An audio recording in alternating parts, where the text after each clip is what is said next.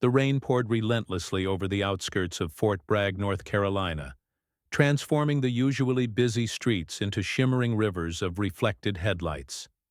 Daniela Reyes pulled her worn denim jacket tighter around her shoulders as she navigated her bicycle through the downpour.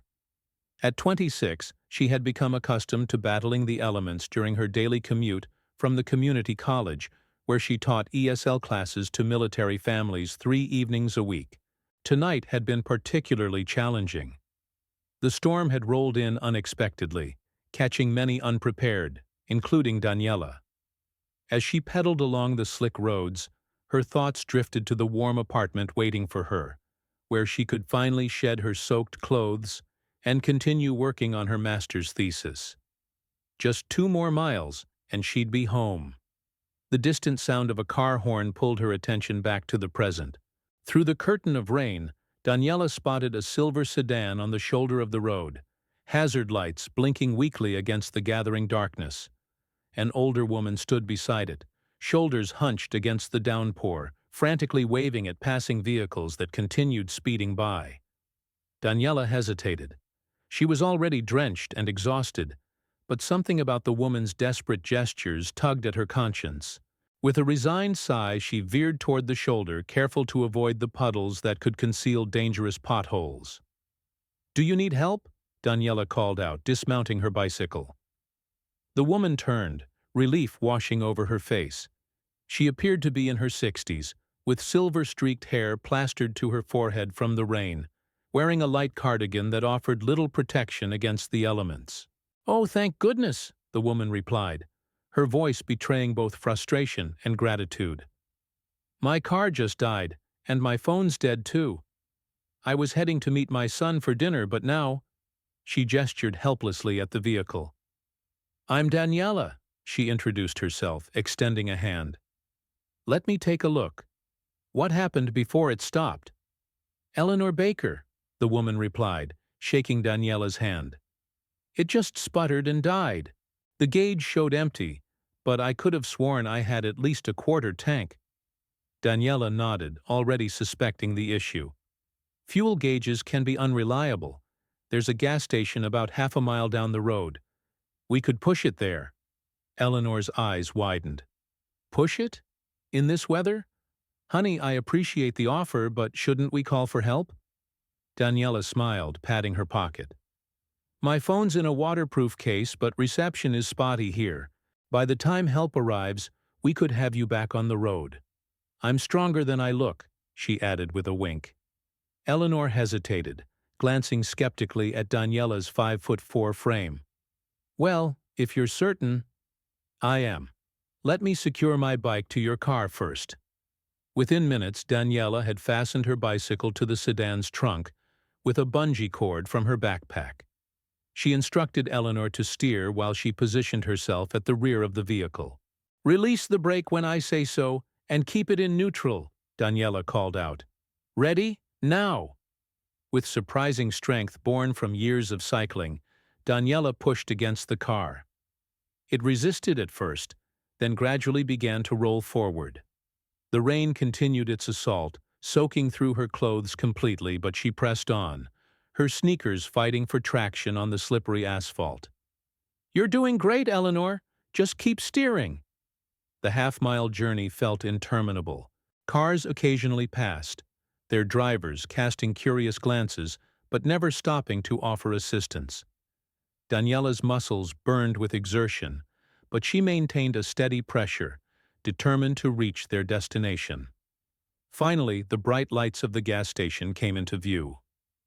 "We're almost there," Daniela shouted encouragingly, summoning her remaining strength for the final push. As they rolled into the station, an attendant rushed out to help guide them to the nearest pump. Daniela stepped back, breathing heavily, her clothes clinging to her body like a second skin. Eleanor emerged from the car, her expression a mixture of disbelief and profound gratitude. "I can't believe you just did that. Most people wouldn't have even stopped." Daniela shrugged, trying to catch her breath. "Anyone would have done the same." "No," Eleanor said firmly, reaching out to squeeze Daniela's hand. "They wouldn't have. Let me buy you dinner at least. My son is waiting at Rosselli's Italian just down the street. It's the least I can do. Daniela hesitated. She was soaked, exhausted, and had planned to work on her thesis tonight. But the sincerity in Eleanor's eyes made it difficult to refuse. I'd need to change first. I'm not exactly restaurant ready, she said, gesturing at her drenched appearance. Of course, Eleanor nodded, pulling out her credit card to pay for the gas. How about this? Give me your address, and I'll pick you up in 30 minutes. That should give us both time to freshen up. Against her better judgment, Daniela found herself agreeing. There was something trustworthy about Eleanor that put her at ease. She scribbled her address on a receipt and handed it to the older woman. 30 minutes, Daniela confirmed, unaware that this simple act of kindness was about to change the course of her life. Exactly 30 minutes later, Eleanor's sedan pulled up outside Daniela's modest apartment complex. Daniela, now dressed in her nicest jeans and a simple blue blouse, had just finished braiding her damp hair when she heard the car horn. As she approached the vehicle, she noticed Eleanor had also changed, now wearing an elegant navy pantsuit that hinted at a level of sophistication Daniela hadn't detected earlier in the rain. "You look lovely," Eleanor remarked as Daniela slid into the passenger seat. "And thank you again for your help. I still can't believe you pushed my car all that way." "My pleasure," Daniela replied, suddenly feeling self-conscious about her simple outfit. "Though I hope your son won't mind an unexpected guest." Eleanor smiled warmly. "Trust me, Michael will be delighted to meet you. He appreciates good people." The drive to Rosselli's took less than 10 minutes. As they pulled into the parking lot, Daniela's eyes widened. This wasn't the casual eatery she had imagined, but one of the most upscale restaurants in town, known for serving military officers and local dignitaries. "Eleanor, I'm not sure I'm dressed appropriately for this place," Daniela whispered as they approached the entrance. "Nonsense," Eleanor dismissed her concern with a wave. "You look beautiful, and you're my guest." The maitre d' greeted Eleanor with immediate recognition. "Mrs. Baker, wonderful to see you again. General Baker is already seated at your usual table." Daniela froze. "General Baker?" She turned to Eleanor, who smiled apologetically. "I probably should have mentioned that my son is Brigadier General Michael Baker," Eleanor explained quietly as they followed the maitre d' through the restaurant. "But please don't let that intimidate you. He's just Michael to me." Daniela's mind raced. General Baker was a name she recognized immediately. Not only was he one of the highest-ranking officers at Fort Bragg, but he also oversaw the educational programs that funded her teaching position. In essence, he was indirectly her employer. At a corner table sat a distinguished man in his early 40s, dressed in civilian clothes but carrying himself with unmistakable military bearing. He stood as they approached, his expression shifting from concern to relief at the sight of his mother. "Mom, I was getting worried," he said, embracing Eleanor. "You weren't answering your phone." "Battery died," Eleanor explained. "And then the car ran out of gas. If it weren't for Daniela here, I'd still be stranded on Madison Drive." General Baker turned his attention to Daniela, his gray eyes, identical to his mother's, assessing her with interest. "Daniela?" "Daniela Reyes, sir," she introduced herself, extending her hand professionally. "I happened to be cycling by when I saw your mother's car." "And she pushed my car half a mile to the gas station," Eleanor added proudly. "In that terrible downpour, no less." The general's eyebrows rose in surprise. "Pushed it? By yourself?" Daniela nodded, feeling heat rise to her cheeks. "It wasn't as difficult as it sounds." "It was exactly as difficult as it sounds," Eleanor corrected. "Which is why I insisted she join us for dinner." "Then we owe you our gratitude," General Baker said, gesturing for them both to sit. "Please, join us, and call me Michael." The next 2 hours passed in surprisingly comfortable conversation. Despite his intimidating title, Michael proved to be engaging and down-to-earth, with a dry wit that matched his mother's. They discussed everything from local politics to literature, carefully avoiding any mention of work or the military. Over dessert, a tiramisu that Daniela couldn't refuse despite being completely full, Eleanor excused herself to the restroom, leaving Daniela momentarily alone with Michael. "So," he began, his tone casual, "my mother mentioned you were cycling home from teaching when you found her?" Daniela nodded. "Yes, I teach ESL classes at the community center 3 evenings a week. For military families," Michael added, surprising her. "Part of the cultural integration program." Daniela's fork paused midway to her mouth. "You know about the program?" Michael smiled. "I should. I helped establish it 2 years ago." He studied her for a moment. "Daniela Reyes. Now I place it. Your program director mentioned you in the last quarterly review. Apparently your retention rates are the highest in the program." "That's flattering to hear," Daniela replied, unsure how to navigate this unexpected connection. "I enjoy teaching the families. Many of them have sacrificed a lot to support their spouses' careers." Michael nodded thoughtfully. "Like my ex-wife, she found the constant relocations challenging." He paused, seeming to catch himself sharing something personal. "The program needs more dedicated instructors like you." Before Daniela could respond, Eleanor returned, effectively ending their conversation. As they finished their coffee, Michael insisted on paying the bill despite Daniela's protests. "Please," he said firmly, "it's the least I can do after you rescued my mother." Outside the restaurant, the rain had subsided to a gentle drizzle. As Eleanor and Michael walked Daniela to the car for her ride home, Michael cleared his throat. "Actually, I've been meaning to ask someone to review our ESL curriculum for military spouses," he said, his tone deliberately casual. "Given your experience, would you be interested in consulting on the project? It would be paid, of course." Daniela blinked in surprise. Yes, I'd be honored. But are you sure I'm qualified?"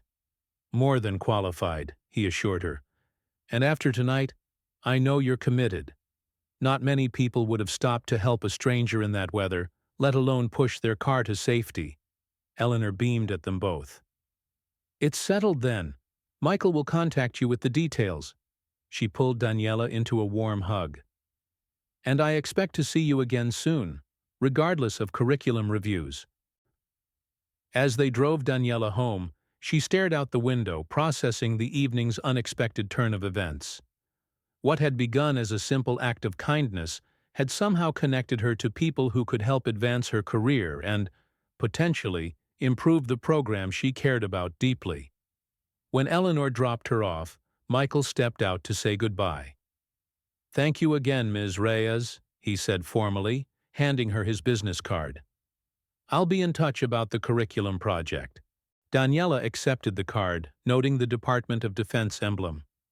"Thank you for dinner, and please, call me Daniela." He smiled, a genuine warmth reaching his eyes. "Daniela it is. Good night." As she watched them drive away, Daniela couldn't help but wonder what other surprises might come from her impulsive decision to stop and help a stranded motorist in the rain.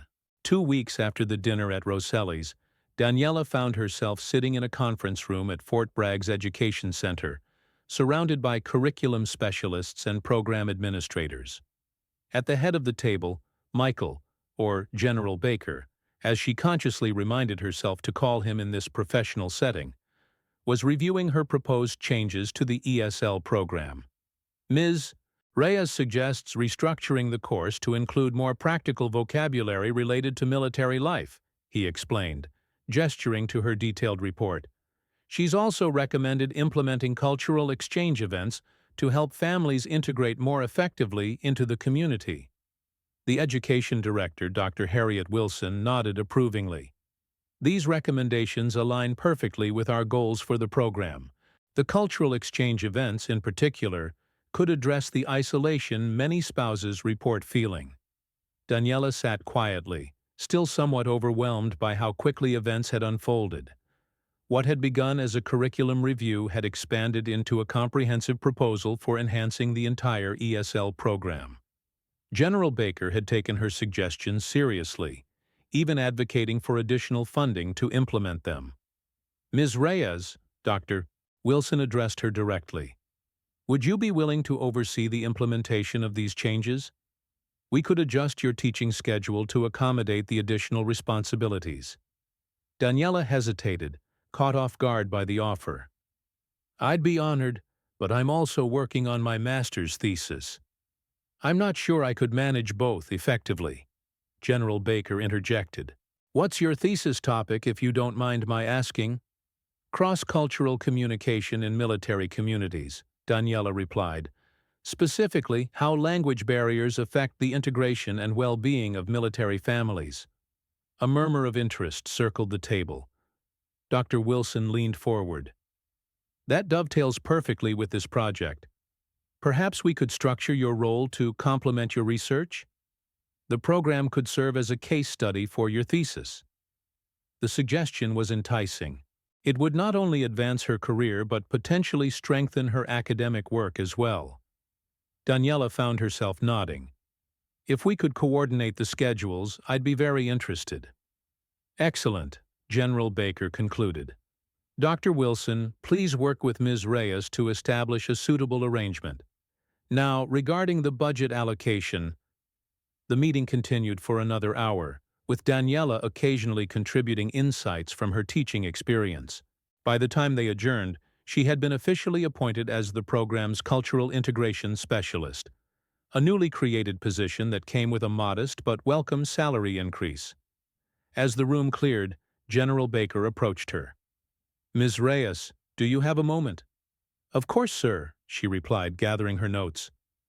My mother has been asking about you, he said, his tone shifting from professional to conversational.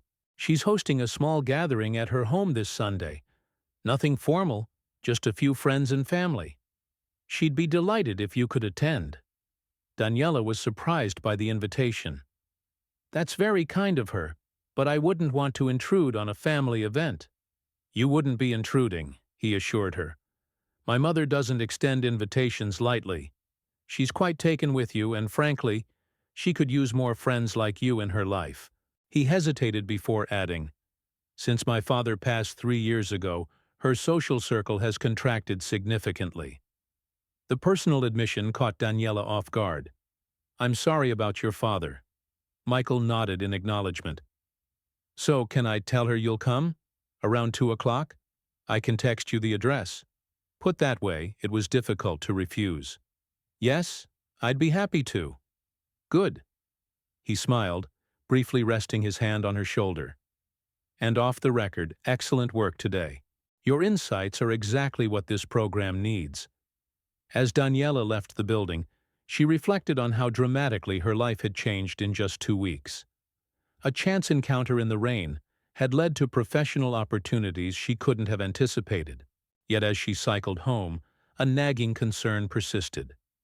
Was she being offered these opportunities because of her qualifications, or because she had helped Eleanor Baker? Sunday arrived with clear skies and mild temperatures, a perfect day for a gathering. Daniela stood outside Eleanor's home, a charming colonial-style house in one of Fayetteville's historic neighborhoods, clutching a bouquet of fresh sunflowers. Eleanor greeted her with enthusiasm, embracing her as if they were old friends rather than recent acquaintances. Daniela, I'm so glad you could make it. And sunflowers, how did you know they're my favorite?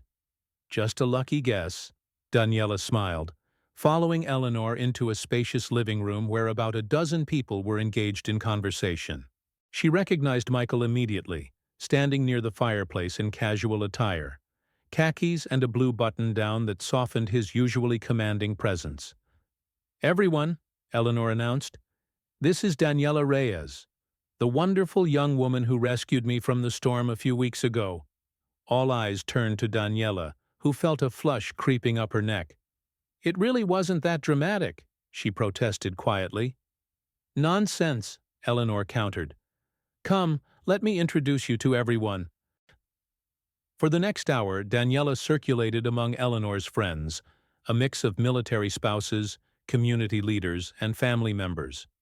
She was surprised to discover that several guests were connected to educational initiatives around Fort Bragg, including the director of the public library's literacy program and a retired professor who had pioneered cultural exchange programs for military communities. "Eleanor has quite the network," observed a woman who had introduced herself as Patricia, a childhood friend of Eleanor's. "She was always connecting people even before she married the general." "The general?" Daniela asked, confused. "Michael's father," Patricia clarified. "General James Baker. He and Eleanor were the power couple of Fort Bragg for nearly 40 years. She ran more unofficial support programs for military families than the Army did official ones. Idino." This new information provided context for Eleanor's social gathering. It wasn't merely a casual get-together but a deliberate assembly of people with shared interests in community and education. Later, Daniela found herself alone with Michael in the kitchen as she helped prepare coffee for dessert.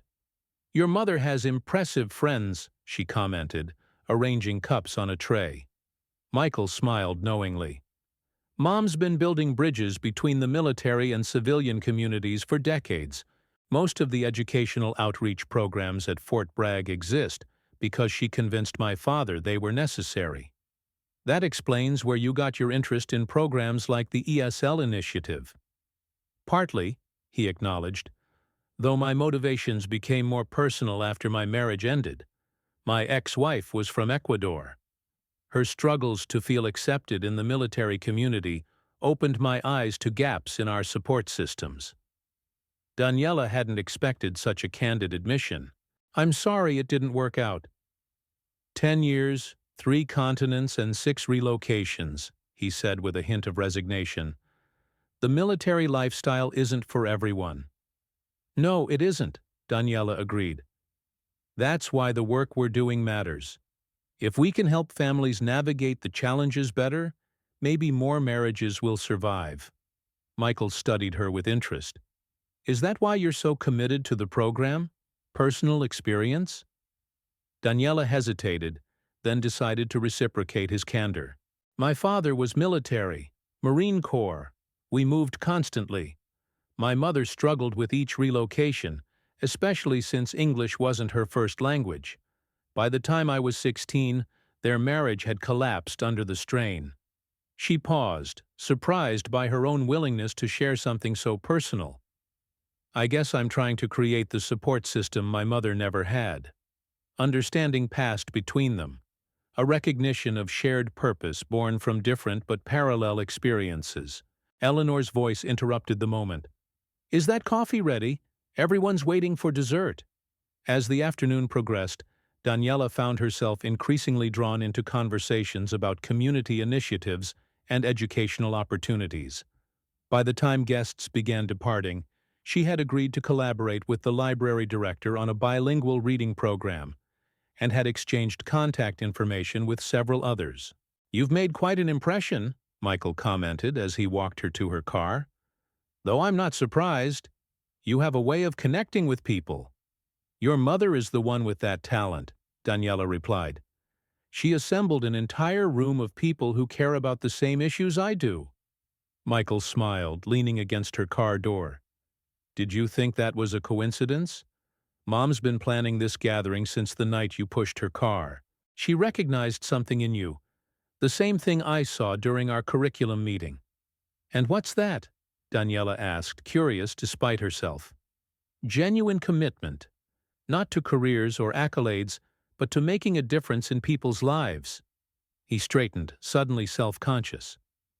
"Anyway, I'm glad you came. It meant a lot to her, and to me." As Daniela drove home, she reflected on the unexpected connections forming in her life.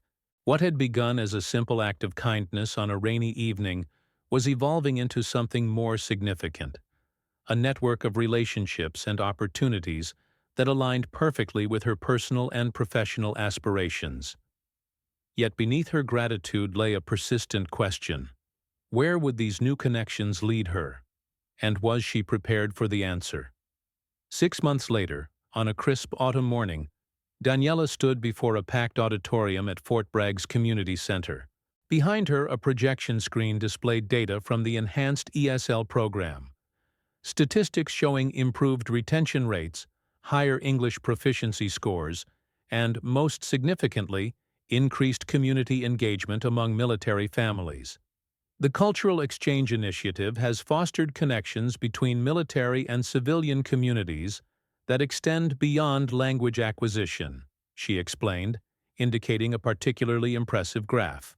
Participating families report a 67% increase in their sense of belonging and a 42% decrease in feelings of isolation. From the front row, Eleanor Baker beamed with pride.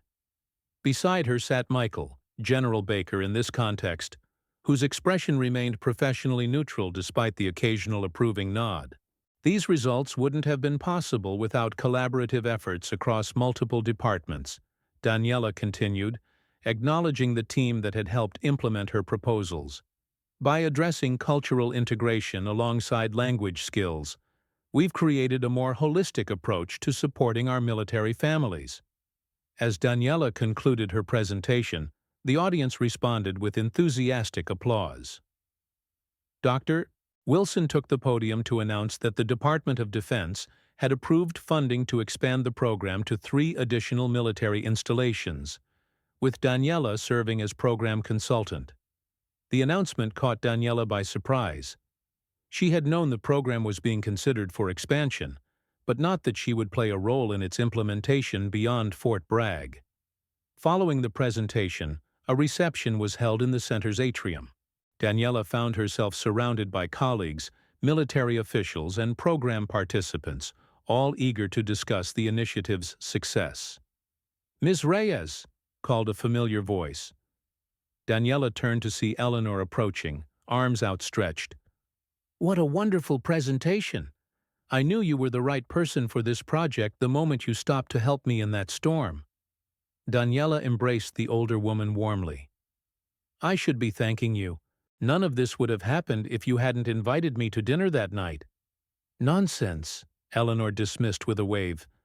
"You created this opportunity through your own hard work and vision. I merely made an introduction." "An introduction that changed my life," Daniela insisted. Eleanor's eyes twinkled mischievously. "Speaking of introductions that change lives, I believe my son is trying to get your attention."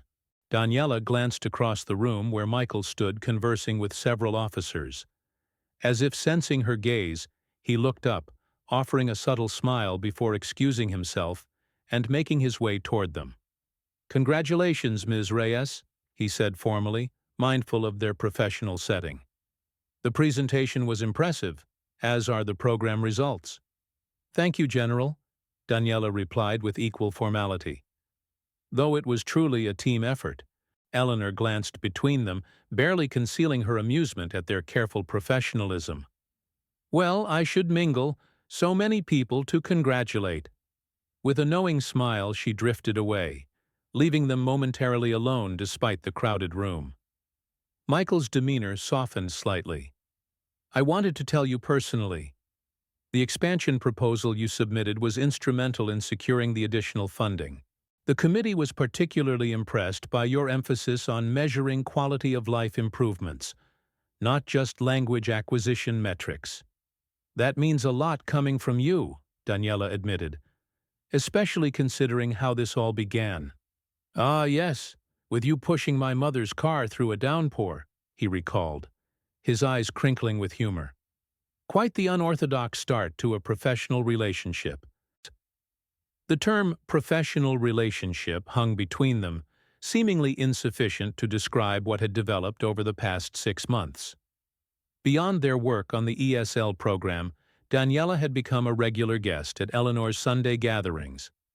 She and Michael had gradually formed a friendship that carefully navigated the boundaries imposed by their professional connection. "About that," Michael continued, lowering his voice, "I've been meaning to discuss something with you. With the program's expansion, my direct oversight will be transitioning to Colonel Winters. I'll remain involved, but more at a strategic level."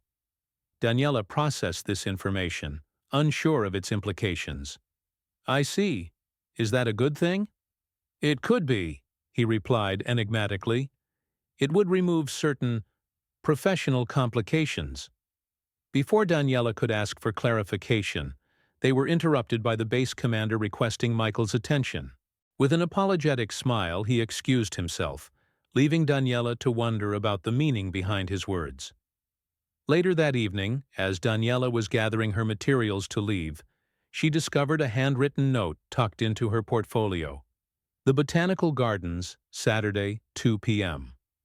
No titles, no programs, just coffee. The invitation left her both excited and apprehensive.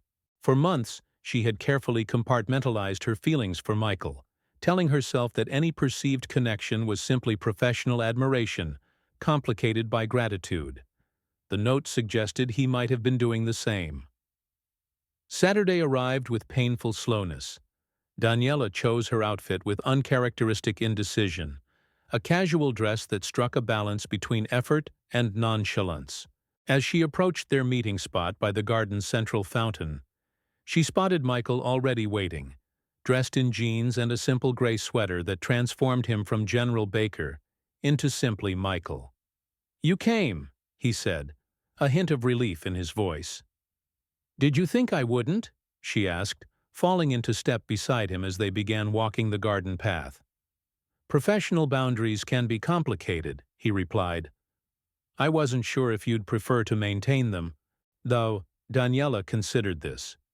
"Is that why you mentioned Colonel Winters taking over the program?" Michael nodded, stopping to admire a particularly vibrant display of autumn flowers. "I've respected our professional relationship too much to compromise it. But the truth is, Daniela, my interest in getting to know you extends beyond curriculum development and language programs." The directness of his statement both thrilled and intimidated her. "I've felt the same," she admitted, "but I've questioned whether any of this would have happened if I hadn't helped your mother that night. Would you have noticed me otherwise?" "Probably not immediately," he acknowledged honestly. "But that's how life works, isn't it? Chance encounters that lead to meaningful connections." He turned to face her fully. "What matters isn't how we met, but what we've discovered since then." "And what have you discovered?" she asked softly. "That you're not just the woman who helped my mother in a storm. You're someone who sees problems and creates solutions. Someone who builds bridges between cultures and communities. Someone I think about when I'm not thinking about work." He smiled self-consciously. "Which admittedly doesn't happen often enough." Daniela felt a warmth spreading through her chest. "I've discovered things too, like how beneath that general's exterior is someone who genuinely cares about making life better for military families. Someone who listens more than he speaks. Someone who makes me think about possibilities I hadn't considered before." They continued walking, their conversation flowing more easily now that pretenses had been set aside. Michael shared stories from his military career, the challenges and rewards of leadership, the places he'd lived, the cultures he'd experienced. Daniela spoke of her graduate studies, her ambitions to expand educational opportunities for immigrant communities, and her personal journey navigating between cultures. As afternoon faded into evening, they found themselves at a small cafe near the garden's exit, reluctant to end their time together. "My mother will be insufferably pleased with herself when she finds out about this," Michael remarked, stirring his coffee. Daniela laughed. "She hasn't exactly been subtle about her matchmaking intentions." "No," he agreed with a chuckle. "Subtlety has never been my mother's strong suit, but her instincts about people are usually right." He reached across the table, hesitantly taking Daniela's hand. "I'm glad you stopped that night. Not just for her sake, but for mine too." "I almost didn't," Daniela confessed. "I was tired, soaked, and thinking only about getting home. It was such a small decision that could have gone either way." "The most important moments often begin that way," Michael observed. Small choices that lead to unexpected paths. As they finally parted that evening with plans to meet again the following weekend, Daniela reflected on the extraordinary chain of events that had begun with a simple act of kindness on a rainy night. What had started as pushing a stranded car to a gas station had somehow pushed her life in an entirely new direction, professionally, personally, and perhaps even romantically. Life, she realized, rarely followed a predictable course. Sometimes the most significant journeys began with the smallest steps, and the most meaningful connections formed when we least expected them. The future with Michael was uncertain. Military life never promised stability. But for the first time in years, Daniela felt ready to embrace that uncertainty. After all, if she had learned anything over the past 6 months, it was that sometimes the most rewarding destinations were the ones you never planned to reach.